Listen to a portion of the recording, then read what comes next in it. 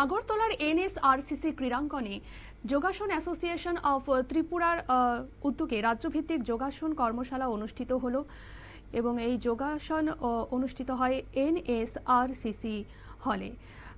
কি জানাচ্ছেন সংশ্লিষ্টরা, শোনাবো। তো আমরা জানি যোগাসনে আমাদের রাজ্যের অনেক ট্যালেন্ট রয়েছে, যারা প্রতিনিয়ত উত্তরোত্তর বিভিন্ন ন্যাশনাল ইভেন্টে, আরজিএফআই ন্যাশনাল ইভেন্টে ভালো পারফরমেন্স করে আসছে, কিন্তু খেলো ইন্ডিয়াতে এবং ন্যাশনাল গেমসে এখনো আমাদের কাছে পদক অধরা রয়েছে। যেহেতু নতুনভাবে আমাদের সিলেবাস তৈরি হয়েছে আন্ডার যোগাসন ভারত ফেডারেশন, যেটা recognised by ministry of youth and sports, government of India.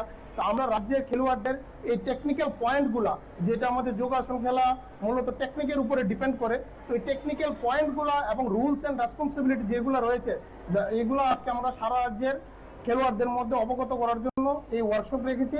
তাদের মাধ্যমে, এই অবগত করার মাধ্যমে আগামী দিনে বাচ্চারা আরো ভালো পারফরমেন্স করতে পারবে এবং আমাদের খেলো ইন্ডিয়া ন্যাশনাল গেমসে মেডেল এবং পদক আসবে, আমরা আশাবাদী।